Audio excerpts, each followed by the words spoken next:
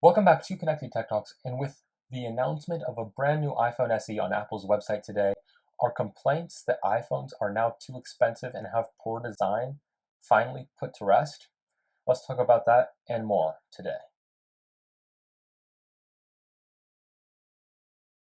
Rumors and leaks for this iPhone SE have been in the works since, well, 2 or more years. Since on the last episode of Tech Talk News, we even talked about how I made a video 2 years ago about iPhone SE 2 rumors. This iPhone is not called the iPhone 9, as many suspected. It's not called the iPhone SE 2, thankfully. It's just called the new iPhone SE, and that is a good name. Um, Kind of takes away from the name, like it stands for Special Edition. There's two of them now, so which one is more special? Probably the newer one. Anyway, there's only been two iPhone SE models. The first one was released in 2016, and now we have the new 2020 model.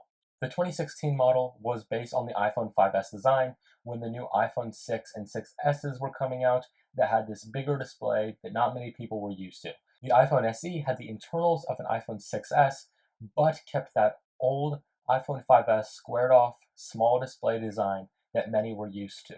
In 2017, Apple released the biggest update to the design of iPhones since the original iPhone, in my opinion, with the iPhone 10, completely ditching the home button and adding the notch with Face ID. This changed a lot of things about the design that not everyone appreciated. For instance, Touch ID was gone, replaced with a new, uncertain Face ID. Now we know that Face ID is very reliable, pretty fast, and overall a good replacement for Touch ID, but many are still uncomfortable with Face ID and having their face stored in their device's system, which I don't really understand. People are okay with taking selfies on their iPhone and uploading those to iCloud, but not okay with using Face ID, even though it's all done in-house on the device and not sent to a server. Anyway, basically, this new iPhone has the same housing as the iPhone 8 in today's era of the new iPhone 11s and the iPhone 11 Pros to satisfy the desires of people who are still used to the old iPhone 8 design. It seems like it's been forever now, but the iPhone 10 design is only 3 years old.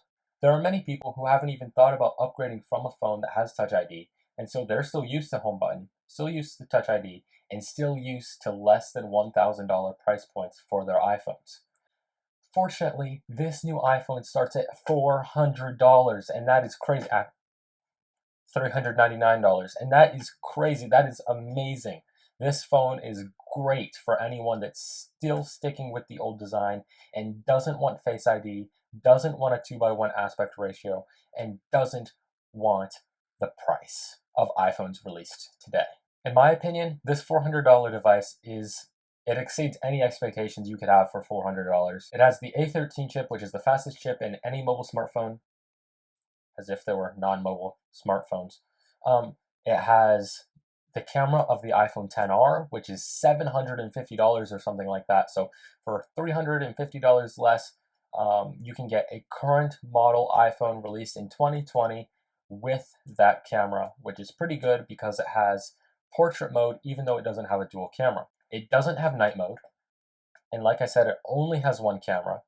So that's a lot of what you're missing out on with the camera setup of this phone. For a lot of people, even one camera is almost one more than enough. Many people will get by with just one camera and they'll be fine with that. It's not like wow, I need two cameras. For many people who aren't taking pictures and videos constantly, it's kind of like a mystery. Like, why do these new phones need so many cameras when the cameras that my phone takes are perfectly fine? So I don't blame those people. And this phone takes good photos, probably. The portrait mode isn't as good as the iPhone 11 Pro Max, probably, but it's still a good choice. This iPhone brings back Touch ID, which Apple has technically been selling on their website a device with Touch ID with the iPhone 8. And now with the iPhone SE that has replaced the iPhone 8, basically you're going to get a lot of similarities in the design there. You still have the top bezel and the bottom bezel, with the top bezel holding all of the important sensors, the front-facing camera, and the earpiece, and the bottom bezel holding the home button and Touch ID. Even though the iPhone 10 design has been out for 3 years, there are still many people who just find the iPhone 10 design atrocious because of the notch, mostly. A lot of people just want an iPhone that can work for them, have a display without a cutout in it, and have a secure way of unlocking it with Touch ID, even though Face ID is technically more secure, without having to break the bank. The iPhone XR and the iPhone 11 are Apple playing with that market, but they were really trying to push Face ID and the notch and the bezel-less design with those phones, which increased the price and still made it, even though it was Apple's cheap option, it was still 750 to like 899, which is still more than a lot of people want to spend when they can just buy a used iPhone or something from another company. This new $400 option is amazing. This is the best price we've seen for a brand new iPhone for a while, and I think this is going to be the perfect phone for a lot of people. I was honestly not expecting a price so low. This phone does come in silver, space gray, and product red, and all of them have black bezels on the front, just like the silver, space gray, and red versions of the new 10 design. So Apple no longer sells a brand new iPhone that has white bezels, which is good. I think that the iPhone SE could really benefit from some more color options like the XR and 11 have. People who don't want the luxurious product want some more playful colors a lot of the time. Not that people who buy luxurious iPhones don't want the colors. I think colors should be on every product Apple sells because colors are cool. But I think that the iPhone SE could really benefit from having more colors such as blue, such as purple, green, you know, the deal.